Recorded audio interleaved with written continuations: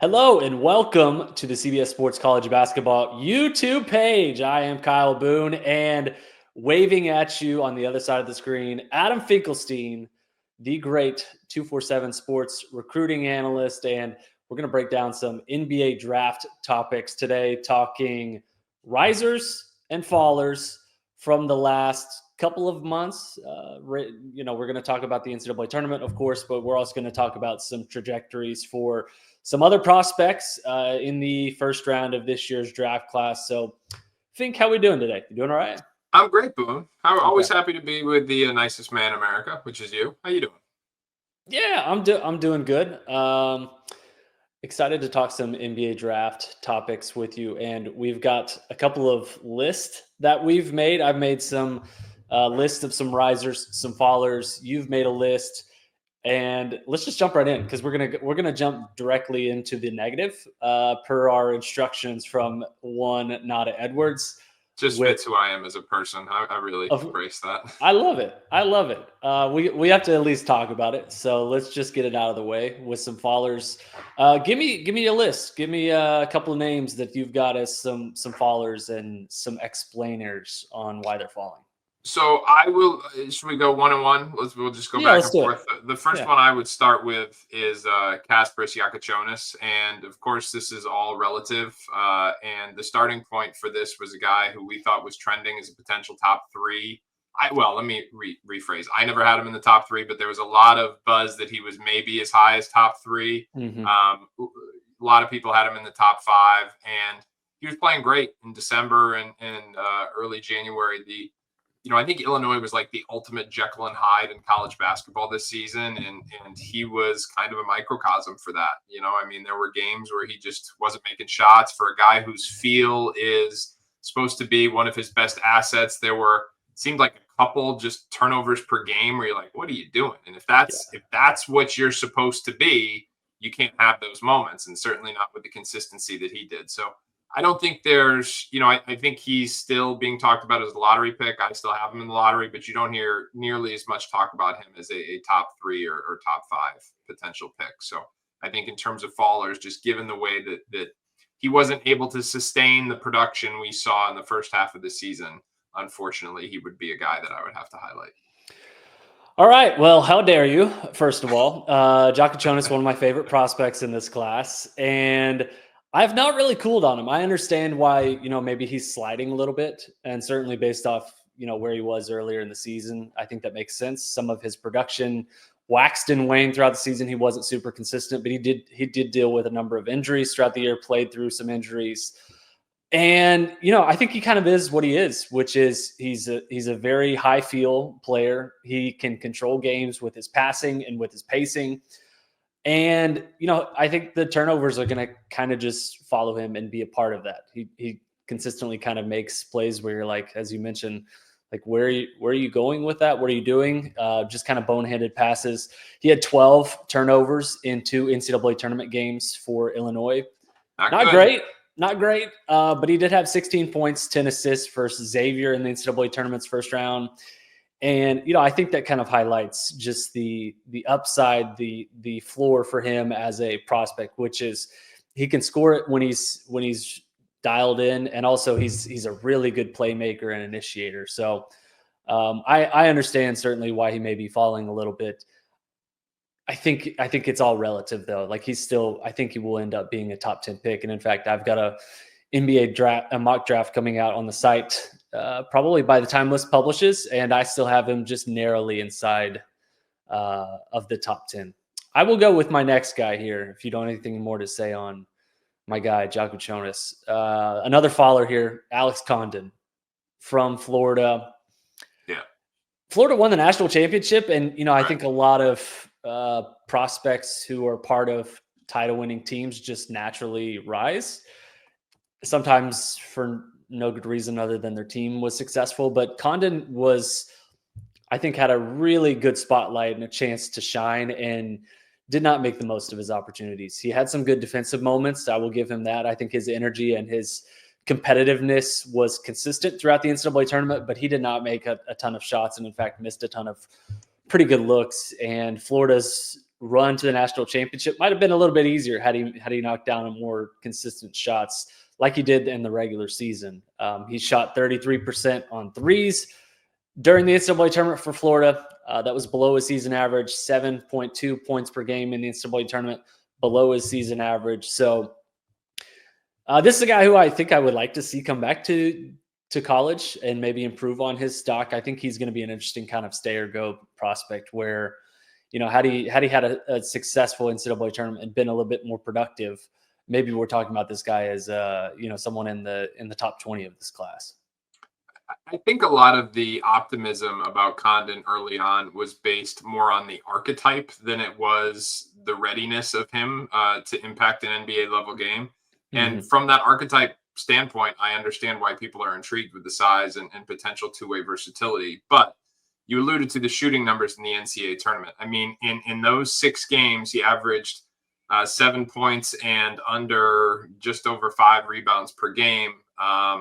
Shot 43% from the field, 33% from the three-point line. And there were some rough moments. I mean, I actually thought, the national championship game was arguably his best game. He was active. He was on the glass. He was getting in passing lanes and making plays defensively. But, that semifinal game against Auburn, that was rough stuff. It was. Yeah. We were sitting there and just saying, like, where he fouled out. He had 1 point, and it was just like the inability to impact the game was just really glaring. If he goes to the NBA, I think he's going to spend a significant amount of time in the G League. And like many guys who are on this kind of first round bubble, I think he's going to make more money by staying in college. And if he comes back to college, Florida would retain, in my opinion, the best front court in college basketball. They've already begun to rebuild their backcourt. And I think they're in the position to land another prominent transfer. So, I think if I were him, I'd be thinking long and hard about running it back in Gainesville. But we will see. I agree with you that he was his stock fell a little bit. Yeah, and it just kind of sucks for him too, because like you contrast it with how Thomas Houck played for Florida. Yeah, and it's like, man, the opportunities were there for you to like go and take it and to kind of solidify your standing as a top 20 type prospect in this class, and he just wasn't able to do it. So we'll see kind of how that unfolds. But Houck is coming back for Florida next season. Not a huge surprise. He has a chance to be a first-round pick in next year's class. If Condon comes back, again, Florida's going to be stacked again in the front court and could have 2 front court players end up going, somewhere in the top 20 picks of next year's draft. So it's going to be an interesting one to watch. Condon, certainly one to keep an eye on here in the coming weeks. You hit me with another name. How many names do you have on your followers list, by the way? I think we have 5 total, right? I have one more, and I don't love this game. I know you don't either. But don't say it. Don't say it. I'll take it from you. Go ahead. It's Liam McNeely. Is that who you have? That's who I wrote down. I wasn't gonna say, but yeah. I mean, I think yeah. That's who I wrote down, and I kind of talked you into it. And I think it's just relative again, right? Like we're talking about a guy who was coming into UConn, a situation where they have just churned out NBA draft picks the last couple of years under Dan Hurley, and I think at some point during the season, like, he dropped 38 points versus Creighton on the road. Yep. And it's like, this dude he's for real. And after, I think after the game, Dan Hurley was like, I'm paraphrasing, but basically like, he's that guy, pal. And he's going to be a top 10 pick. And I think that was kind of the consensus. Like, he's clearly going to be a top 10 pick.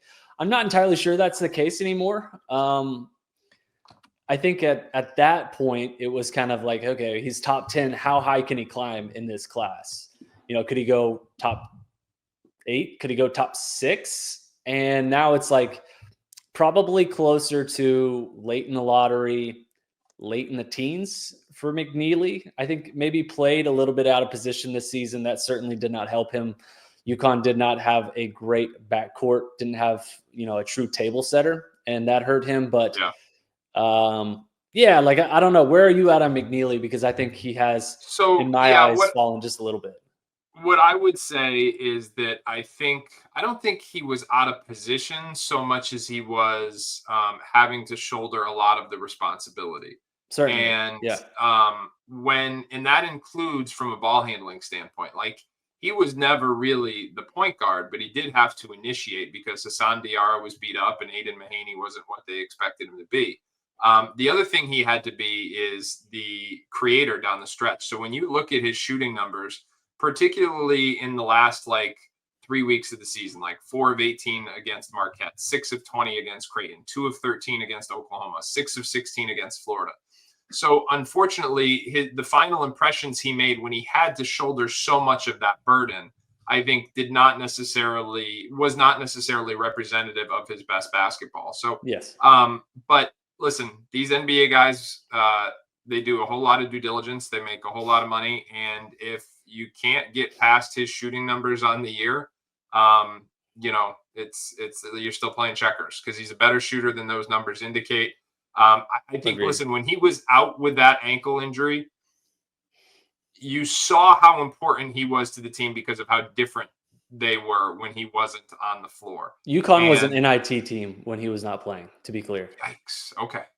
Oof, yeah. Yikes.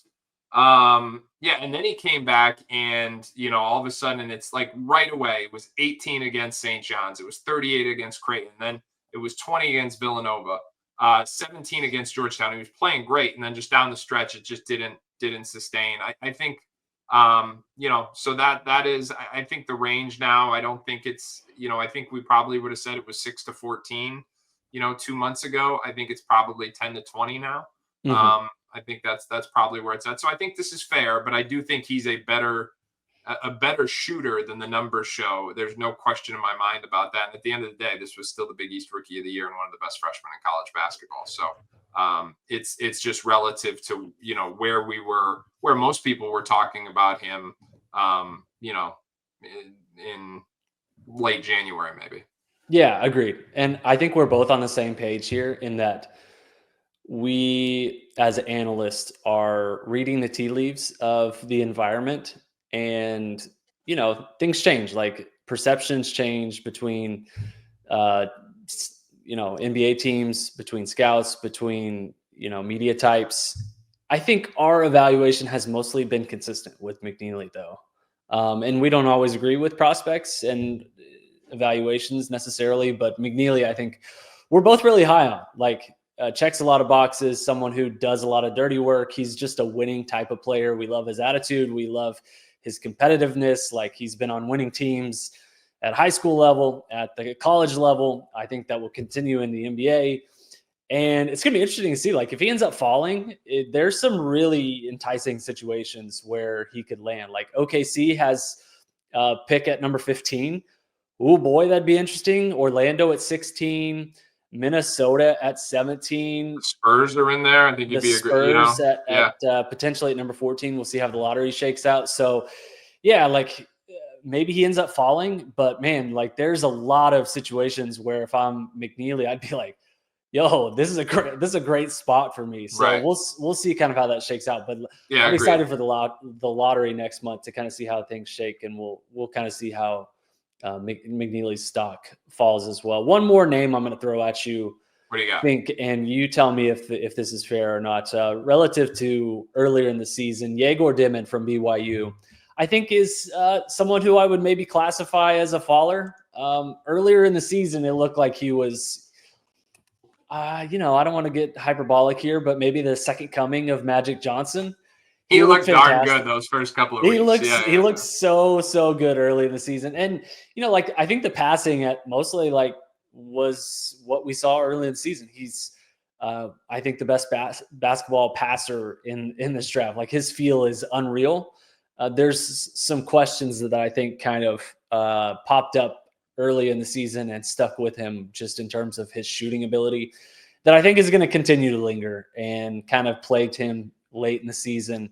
He was 8 of 34 on his 3-pointers in his final 6 games at BYU, which is just an encapsulation of, I think, the bigger question surrounding his prospect profile, which is he's a great passer. He has great size, at 6'8", and can see over defenses and reads the game at a really high level. The question is, how much additive is he going to be as an offensive weapon if he doesn't have the ball in his hands? Is he going to be able to knock down shots and be a catch and shoot weapon, a jump shooter at all. Like, I think that's the question that has maybe plagued him and maybe hurt him in terms of his draft stock. So I will say this: I think sometimes the talking points can lag behind the productivity on the court. Mm-hmm. And I thought when Yegor really struggled, like I was at the Providence game, and that was probably his worst game of the season. And it was as bad, like, in person, as probably worse than the stat line looks. I mean, the stat line is 6 points, 0 of 10 from the floor, 2 assists and 3 rebounds. And in person, it looked like even worse. So it was bad. And then he was, it turns out he got banged up in that game. Then we didn't see him again for 28 days. So he missed 4 weeks after that game. But then when he came back, Arizona State didn't play particularly well. Houston really didn't play well. So you've got a month there. I think that December to January swing was really bad, quite honestly. And is when I think expectations should have recalibrated. Now, to his credit, I think that his game ascended from that point on. I think, maybe he's not the player that we thought he might be in those first 5 guarantee games when he looked exceptional. But down the stretch, his passing was as good as we thought. His willingness to shoot threes got better. Now, he didn't, to your point, he didn't convert a high percentage, but he took 6 or more threes in their last 4 games. And I also thought mechanically it looked cleaner. There were some variations in his release that were pretty evident if you were to watch like his first game of the year, then you watch that Providence game, and then you go down the stretch of the NCAA tournament. I thought it looked like a cleaner ball. My biggest concern with Yegor, and I think what is going to be that of the NBA, even beyond the shooting, is the defense. Mm-hmm. And when you watch BYU play, he would initiate offense. Whether or not he was a big point guard or not, I think is debatable. They wouldn't often let him bring the ball up the floor against pressure, but he almost never guarded opposing point guards and would oftentimes kind of have to be hidden on the 4. So I think in the NBA, the calculus becomes, who does he defend? And if you have to hide him defensively, is he good enough offensively to justify that? And we know the passing is going to be a significant asset, but you've got to be able to make shots too. So that's the calculus for him. So again, I think for a guy who we were talking about is like maybe a potential 5-10 pick in that, opening month of the season, that is no longer the discourse. He, to me, is in that 10 to 20, maybe 22 range right now. Where do you have him? Yeah, so I just filed my mock draft earlier today, and I've got Demon going at number 16 to the Orlando Magic. And that's, I think that's about right. Like somewhere between 10 and 20. I think I would expect somewhere in the lottery, but if he slips out, I don't think it'll be by far. Okay. The flip side of the argument here that I'm making, I'm talking out of both sides of my mouth here. Devin was he was really good when BYU essentially handed him the reins late in the season, and BYU made a real run late in the season, like one of the hottest teams in college basketball. They were 17-3 this season when he had 5 or more assists in a game. So yeah, he's got some deficiencies in terms of his shooting ability, in terms of the defense, like you mentioned. But and when he was essentially like a very high usage guy late in the season when BYU gave him the keys to the offense, he was pretty much lights out. Like whether or not he was scoring or not, it kind of didn't matter, just because he makes such good decisions. And I think his passing ability, his ability to be a true league guard is pretty exceptional. Like if you can get someone at number 16, as I have mocked in my latest mock draft, that to me is a value and somewhere where I'd be willing to take a chance on him, hoping that some of the other points of his game eventually sharpen up just a little bit. All right, fair enough. Okay, let's go to a quick break. Nada, I'll toss it over to you, and then we'll go to our latest risers in the 2025 NBA draft. Critics are buzzing about the new season of Yellow Jackets.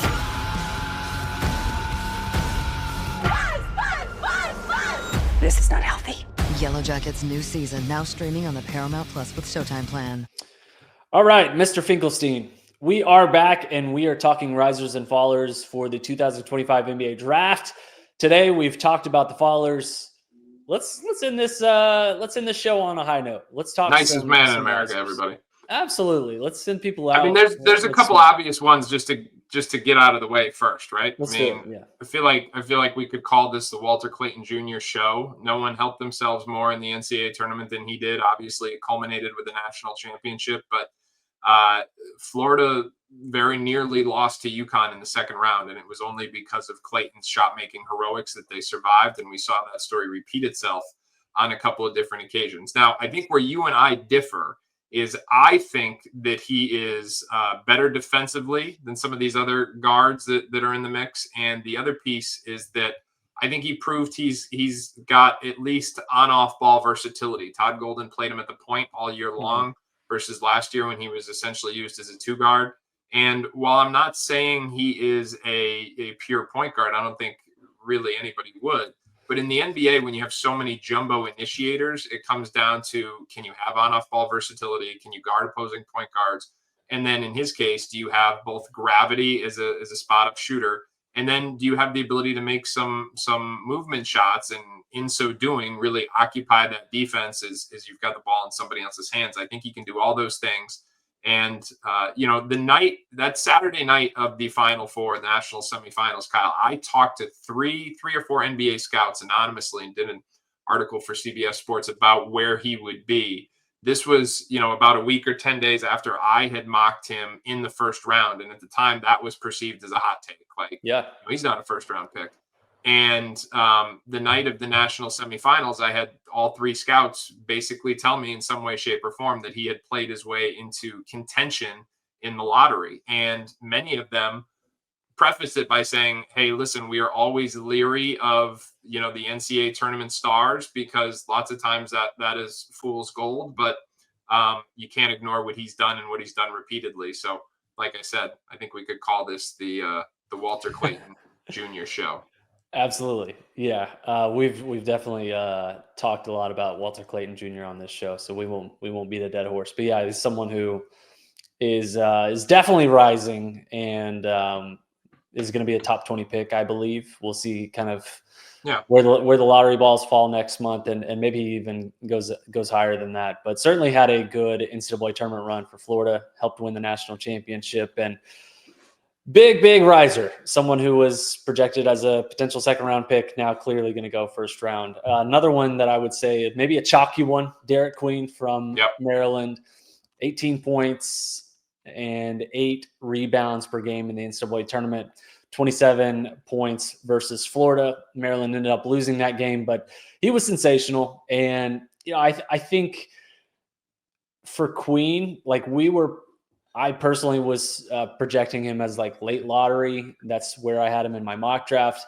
My latest mock draft, I have him going number 9 or number 10. So maybe just a small jump, a small perception change, but a notable one, especially if you're talking about someone who's, a late lottery pick to potential top 10 pick. Yeah, I still think there is I think he's got a chance to. I think he is being considered a much more likely lottery pick now than he was at the beginning of the 2 months ago. But I still think he's a very specific type of archetype. So the beauty is going to be in the eye of the beholder. One of the things that I think is just as relevant as the consistency that we've seen from Queen is the fact that now we've got some examples of how he could work in the NBA. Because any ball handling, passing big man, you get the Joker comparisons now, which is brutally unfair. Let's just call that a non-starter.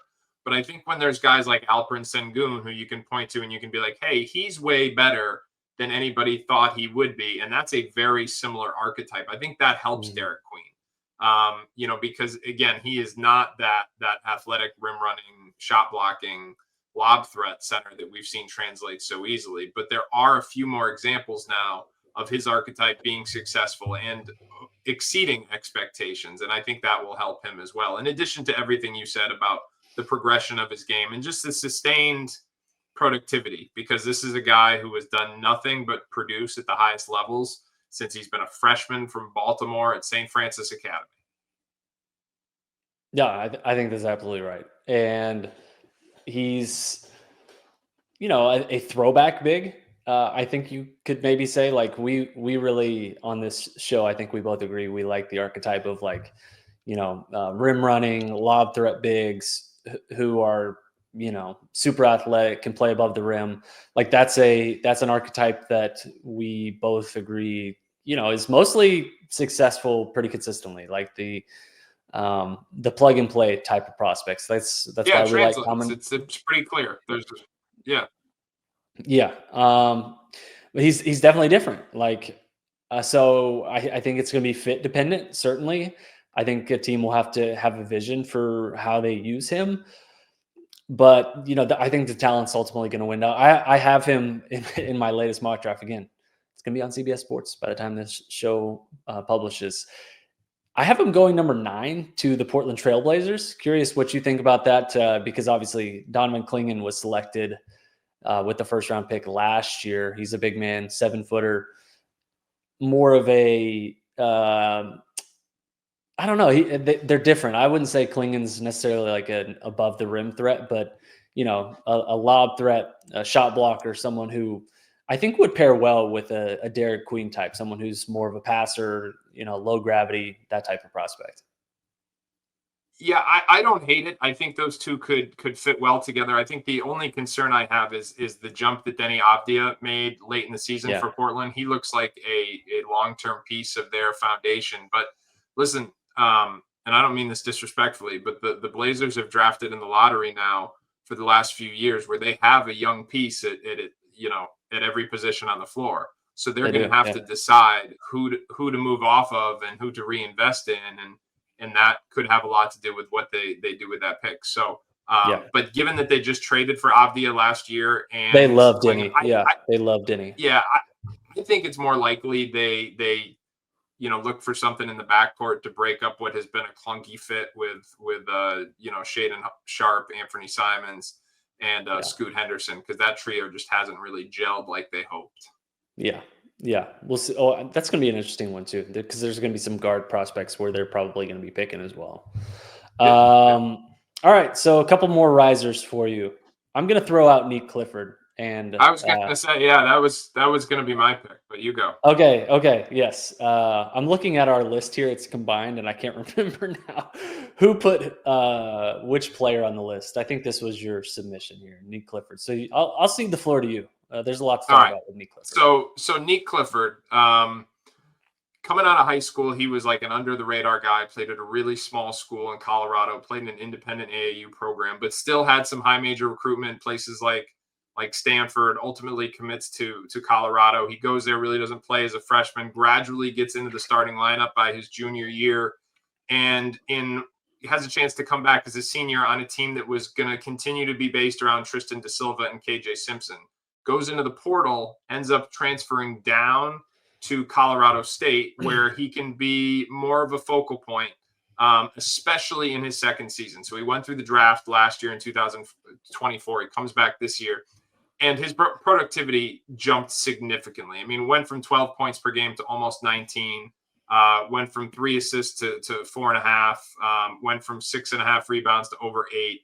So this guy, in terms of a total stat stuffer, nearly 2 stocks per game, high field player, good defensive instincts, solid size.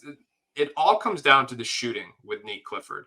And that's an area too where, if you look at his numbers, you'll say, well, he was 37.6% in his first year at Colorado State and 37.7% in his second year. So there really was no gains.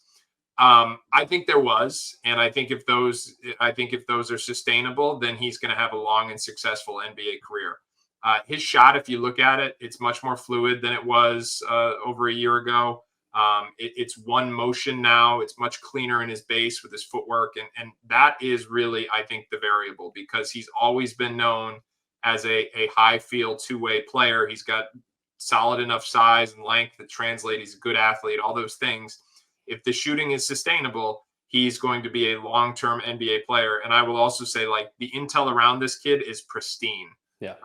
You really have to search to find somebody who has anything but glowing reviews about this kid. So he, to me, is someone who definitely helped themselves, not just this season, but down the stretch of the season, leading Colorado State to that NCAA tournament. I think the game against Boise State where he had 36, that was loud. I mean, let me just look at this quickly here. His last 6 games of the season, 5 of the 6 he had over 21 points per game. 4 of the 6 he was over 24. He single-handedly carried them into the NCAA tournament. So he's a guy to me that now suddenly we are starting to at least think about in the tail end of the lottery, when I don't think that was the case in January and February. Yeah, and I love Nick Clifford as a prospect.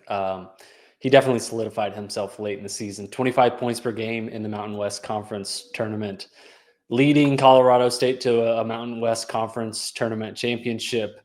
14 points versus Memphis in the NCAA tournament first round. 21-7-6 versus Maryland in the NCAA tournament.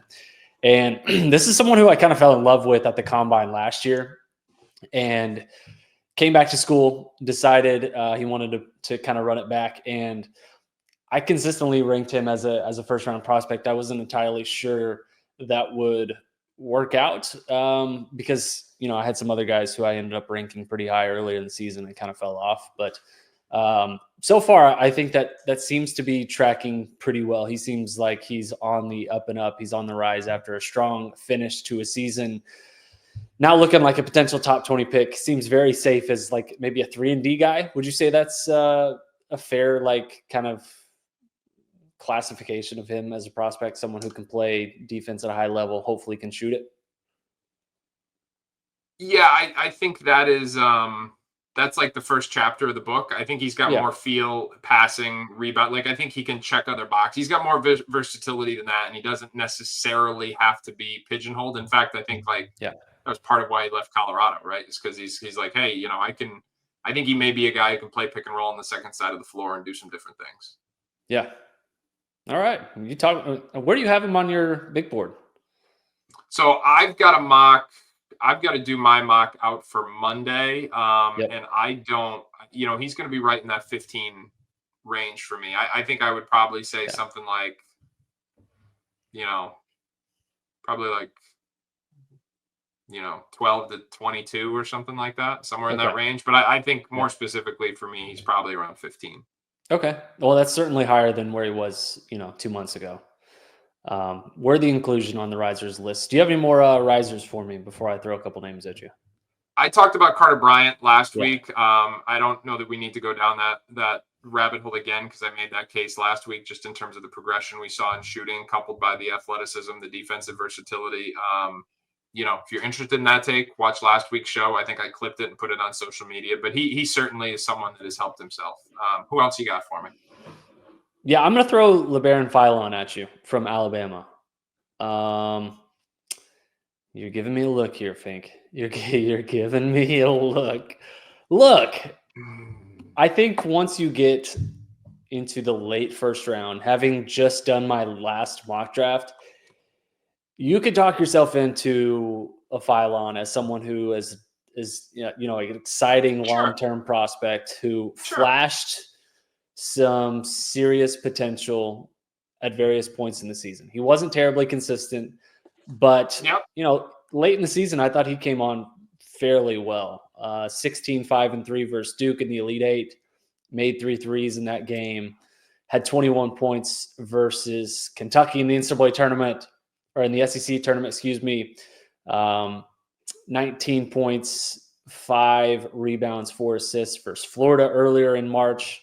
Florida won the national championship, as I might remind you. 1 point against Robert Morris, 6 against St. Mary's. Listen.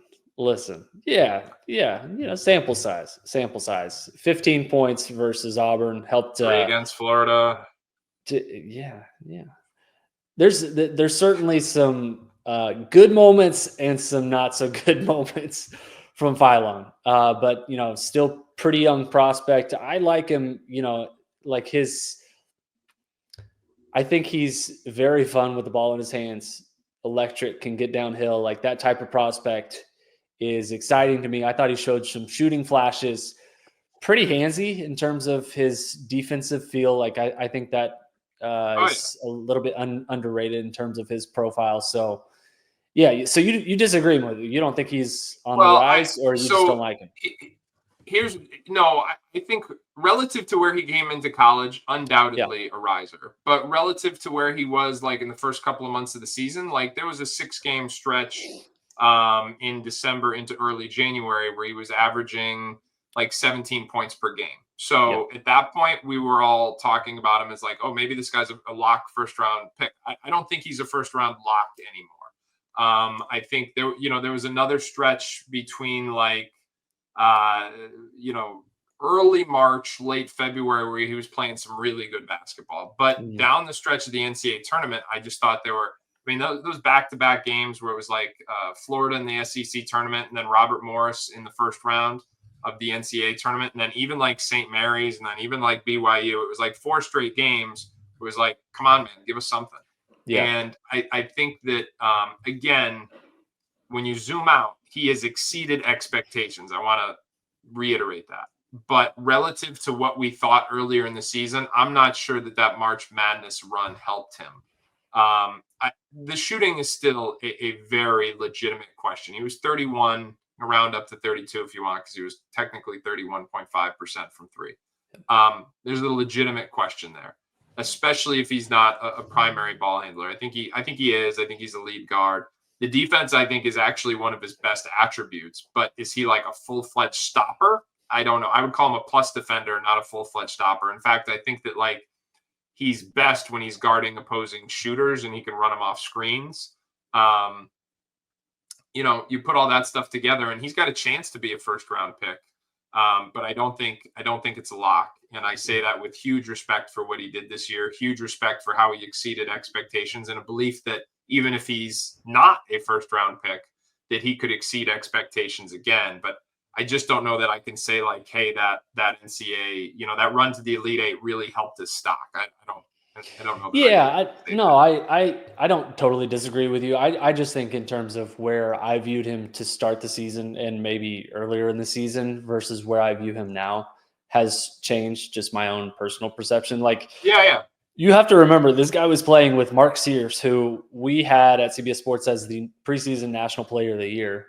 A huge usage rate guy, played alongside Aiden Holloway, who another, transferred from Auburn, big profile, big pedigree, was really good this season for Alabama. And then Grant Nelson's taking a lot of shots as well. So, I think the more, and, certainly since I'm doing my, scouting reports for the prospects in this class, having watched a ton of tape on him recently, I think I've talked myself into being maybe a little bit higher than I was on him earlier this season. So, early, like I said, I think based on the totality of the tape, he was better than expectations. But, can I hit you with one more?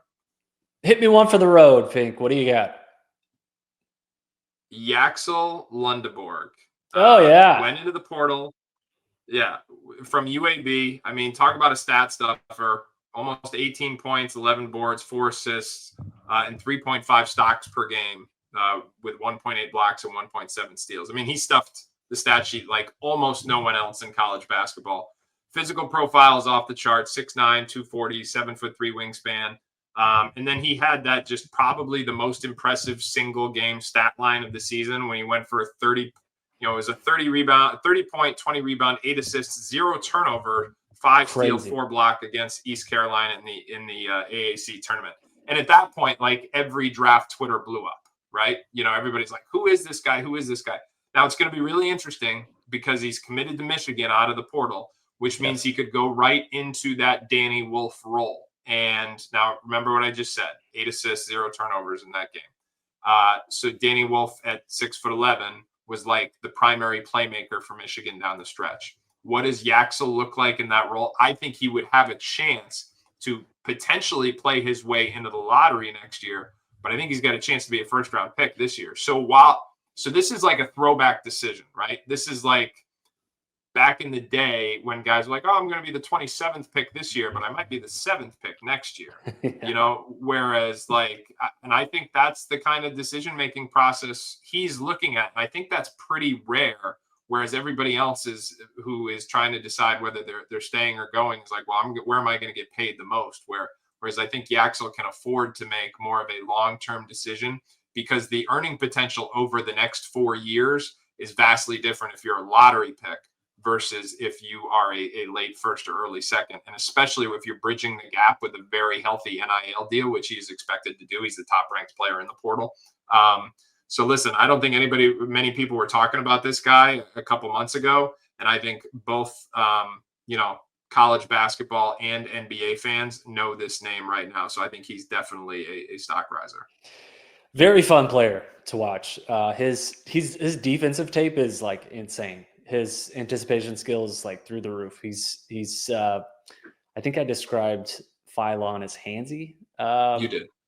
Yeah, I would give the same application to Lendeborg. Very handsy, very smart with his anticipation skills. Very good defender. Love his feel for the game. Like the 30-20 game versus Eastern Carolina was it was chef's kiss. Fantastic. 30, Also 28, 5, 4, 0 Yes. turnovers. Like Yes. that's a video game.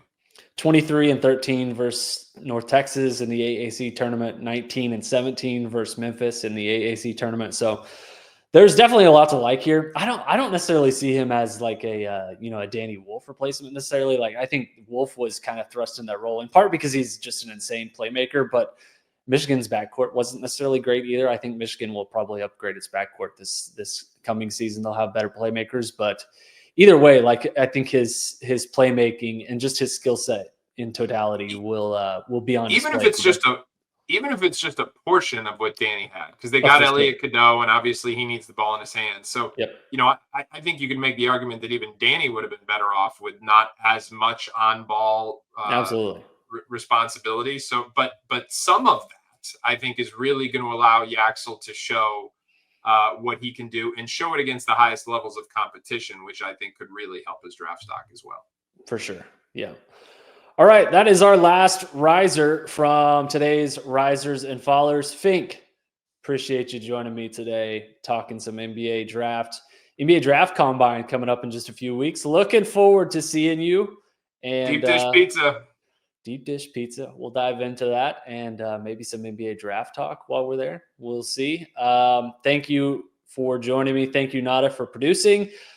Thank you for watching. And be sure to subscribe to this channel, the CBS Sports College Basketball YouTube channel. We'll see you guys next week talking more NBA draft. Till then, take care.